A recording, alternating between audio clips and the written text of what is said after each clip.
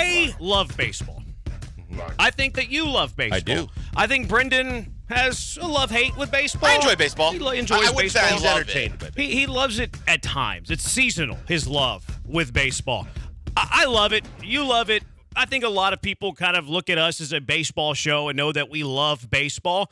I cannot stand what Robert Manfred is doing to the game that we love. It is a joke. We knew a couple of years ago that Robert Manfred was manufacturing different types of baseballs, using different types of baseballs. Every single pitcher was calling him out for using different sets of balls.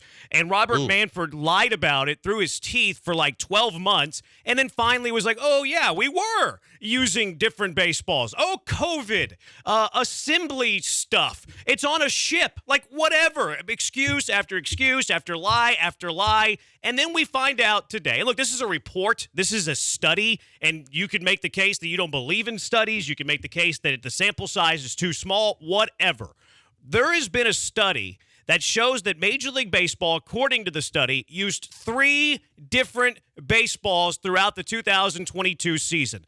Some of them were called Goldilocks baseballs. Those Goldilocks baseballs were good for the hitter. They also kind of did a study on where they were more often seen. They were seen in the postseason, and they were seen with the New York Yankees.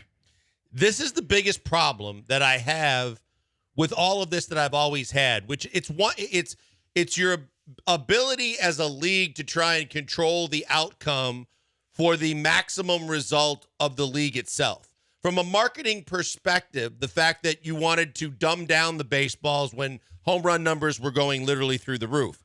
Then in the postseason, like this report indicates, you wanted to make sure that baseball in the playoffs was as exciting as it could be with lots of runs and chicks love the long ball and you could do all these things. And then the third twist of all this, which always comes back, especially with Manfred, to trying to promote the biggest market, biggest spending team or teams in the league by trying to help the Yankees out because it's literally in their wheelhouse, because it's literally the team that they love the most, that they want to see perform the best, and they were struggling. And they had a guy that was in the forefront of every eye of Major League Baseball with Aaron Judge chasing home run records. It's a travesty that you can't let the game speak for itself with all the great players and the great games that we've seen over the years, and they want to try and play Geppetto with the puppets by controlling the outcome with the ball. This is going to sound outlandish. I think Robert Manfred should be banned from life for Major League Baseball. I really believe this. And yes, I am biased towards my dislike for Robert Manfred. I know that bias exists. I think that Robert Manfred is rigging the game more than we saw from Pete Rose. Pete Rose was betting on the game. I think Pete Rose it's deservingly banned for life from baseball. I agree with that ban for life from baseball. I do. I don't think you should be as a player. I don't think you should be in the clubhouse betting on baseball games. I agree that you should be banned from the sport if you're doing that. But I believe you should be in the Hall of Fame as a player. Yeah, I'm cool with that. Okay. I think Barry Bonds, I think all of those dudes belong in the Hall of Fame. The Hall of Fame should be telling the story and the history of the game. Yep. Yeah, Pete Rose, the all-time hit leader, belongs in the Hall of Fame. The all-time home run leader belongs in the Hall of Fame. And it is still Barry Bonds' record and not Aaron Judge's record, because Aaron Judge was getting the benefit of juiced baseballs too, Goldilocks baseballs, to power him to the 7th most single-season home runs. But what Robert Manfred is doing, look, it's not necessarily fixing the game, because I understand both sides are playing with the same baseball, but it's coming pretty close to fixing the game. It is rigging the game. The numbers go up. How about if you bet on some of the over-unders in Yankee games, and now you have Manfred that's tinkering with the sport? What if you're playing daily fantasy sports for thousands of dollars? Levels, right? That's the levels that this goes to. That's corrupt. I think it's illegal, to be quite honest with you. Banning Robert Manfred for life might be like getting him off the hook. Maybe he belongs in prison for tampering with the sport. So, I don't think it influences the result of the game, but I believe you're messing with people's money that are betting, that are playing daily fantasy. Hey, guys, back to the video in just 1 minute. Before that, I want to tell you about Fitz Roofing. If you got a leaky roof or need a full roof replacement on your business or your home, or you want to get something done around the yard or maybe something around the house, they have the best warranties in the business, the best ratings, and the best service. They're going to take care of you every step of the way. Fitz Roofing, making a difference one home at a time. And also, look, what's the difference between Robert Manford having juice balls in one game, no juice balls in the other game, than like Jake Paul fooling all of you that he's actually boxing, or that the like WWE that stuff is fake? Robert Manford's right there in the same elk as all of that. Here's what I take it from a different angle, Jeremy, and that is that Robert Manford wants to play God.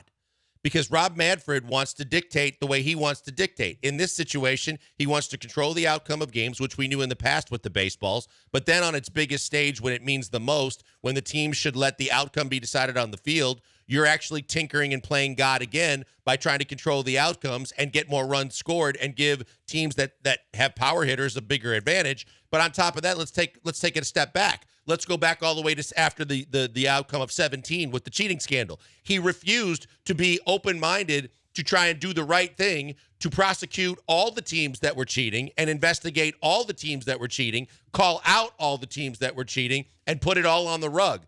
All he wanted to do was have one poster child that would be the one that take all the blame, take all the bullets, sweep everything else under the rug, protect the big, giant money-making machines in the big cities, and then realize and hope that it all went away, save the overall image of the league, and be able to control it and play God again. Oh, no, it wasn't all the teams or part of the teams or some of the teams. It was just one team. Yeah, I mean, this is no different than Robert Manfred's past, though. Like the Astros, and I think you're alluding to the fact that they were the scapegoat for the sign-stealing era in Major League Baseball, just like Barry Bonds, Sammy Sosa, Mark McGwire, Rafael Palmeiro were the scapegoats of the steroid era in baseball, even though we knew it was a league-wide pandemic, for lack of a better word. Just like we knew sign-stealing was going on across the league. How did the Astros get it?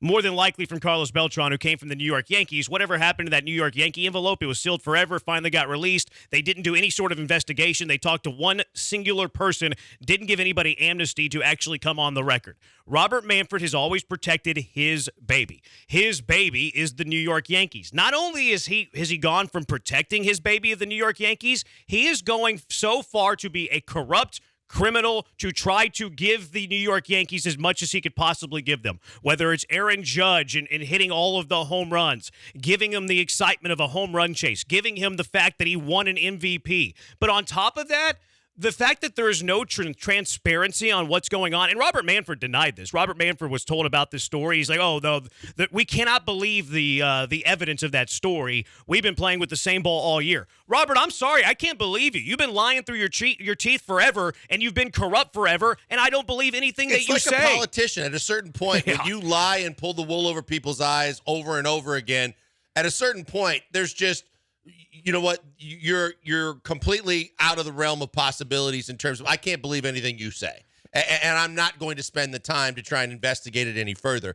But Rob Manfred is a guy that has lacked transparency throughout his tenure as commissioner, and it's happening yet again. And the fact that it takes people doing investigative journalism to dig deep enough to find the kind of stuff that he's trying to bury over and over again, from the cheating scandal and all the different teams that also were cheating, and this stupid letter that everybody was holding a bated breath on to think that it was going to be some earth-shattering thing. All it basically was more that that MLB wanted to cover up. But then to all the things with the baseball. Do you own the base? Are you manufacturing the baseballs or not? Are you changing the baseballs or not? It was no till it was investigated. Then it was a yes. Yep. Then it was the whole, let me tell you why. Well, it's too late then. Mm-hmm. Just like with this. You want to deny. And now what's going to be the alibi when it actually, you have to answer to it? The study could be wrong, but I can't believe Robert Manfred. Like, Robert Manfred has done nothing for me to believe him. All of the issues that Manfred's had over the course of his career as the baseball commissioner,